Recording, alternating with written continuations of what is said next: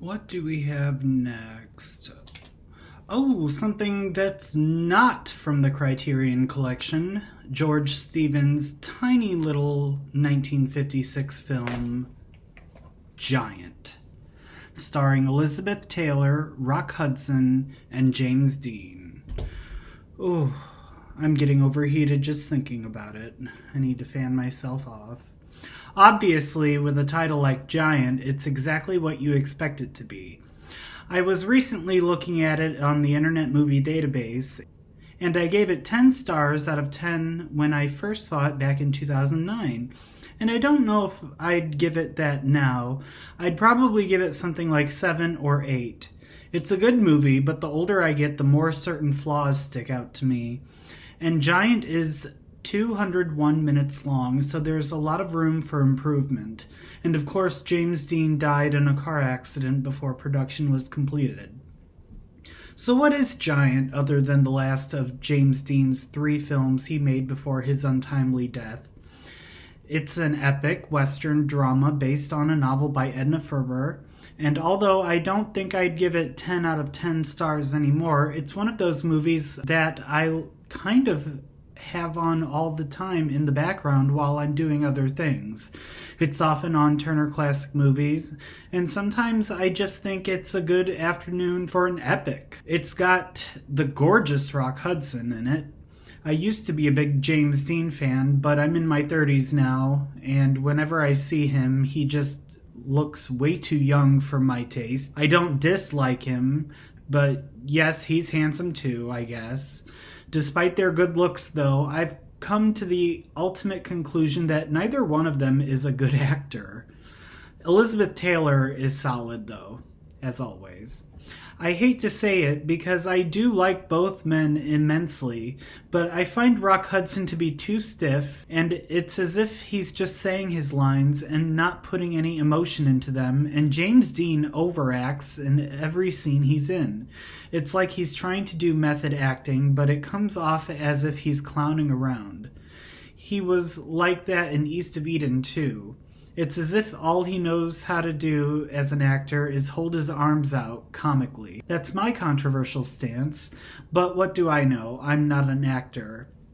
Rock Hudson and James Dean were both nominated for Oscars for their performances in Giant, so whatever they did back in the 1950s worked for them and earned them critical acclaim at the time. The story of Giant spans 2 decades, beginning in the mid-1920s. Jordan Bick Benedict Jr., a Texas rancher played by Rock Hudson, goes to Maryland to buy a horse, and while he's there, he meets Leslie Linton, a socialite played by Elizabeth Taylor. The two quickly fall in love and marry, and they both return to Bick's family's large cattle ranch in Texas. Right from the get-go, Leslie and Bick's sister, Luz, played by Mercedes McCambridge, who was the voice of the demon in The Exorcist,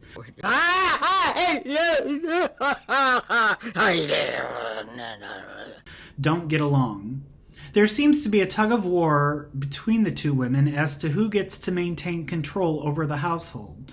Leslie experiences what can only be described as a form of culture shock after moving from Maryland to Texas.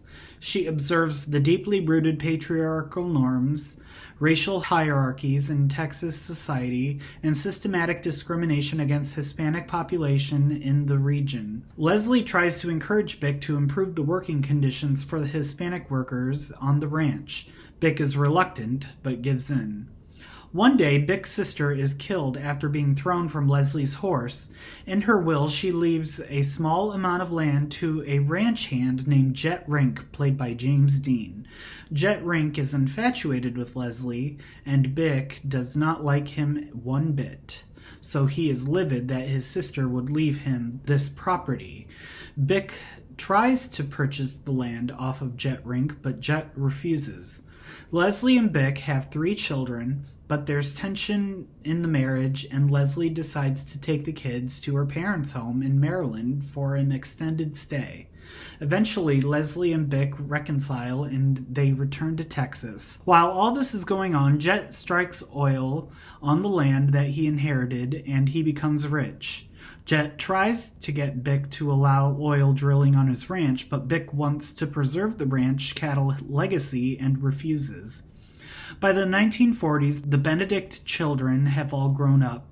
The son, played by Dennis Hopper, wants to become a doctor, and one of the daughters wants to study animal husbandry. Although the parents were hoping that the children would follow in the family's footsteps and continue the ranching tradition, they ultimately decide to support their kids' individual goals. Because the children aren't going to continue the ranching tradition, Bick finally agrees to allow oil drilling on the ranch and the family becomes richer. The Benedict's son, Jordy, also gets married to a Hispanic woman named Juana. Jet awkwardly proposes marriage to the youngest daughter of the Benedicts. She rejects the proposal. Jet gets drunk and orders that all the Hispanics at his hotel not be served. This causes Juana to be refused service and ignored at the beauty salon. Bick tries to challenge Jet, but notices that he is drunk as a skunk and realizes that there is no reasoning with him.